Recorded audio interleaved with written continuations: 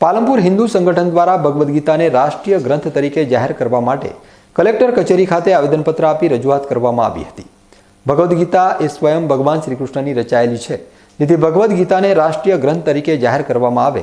તેવી માંગ સાથે આજે પાલનપુર કલેક્ટર કચેરી ખાતે વિવિધ હિન્દુ સંગઠનો તેમજ બ્રહ્મ સમાજના આગેવાનો દ્વારા કલેક્ટર કચેરી ખાતે રજૂઆત કરી ભગવદ્ ગીતાને રાષ્ટ્રીય ગ્રંથ તરીકે ઘોષિત કરવામાં આવે તે બાબતે રજૂઆત કરવામાં આવી હતી,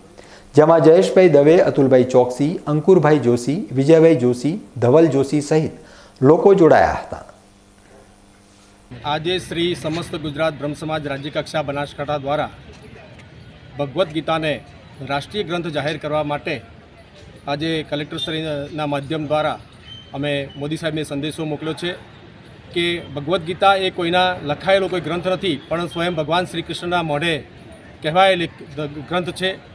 જેની અંદર તમામ વેદોનો સાર છે, તમામ જુદા જુદા ધર્મોના જે ગ્રંથો છે એનો પણ એમાં સાર છે। એટલે તમામ ધર્મોનું જો આપણે મૂળ ગણીએ તો એ ભગવદ્ ગીતા છે, અને જે હિન્દુ સમાજ સનાતન ધર્મનું એક ખૂબ જ ધાર્મિક મહત્ત્વનું પુસ્તક છે, અને એને રાષ્ટ્રીય ગ્રંથ તરીકે જાહેર કરવામાં આવે એવી સમગ્ર હિન્દુ સમાજની માગણી છે। શું નામ આપનું?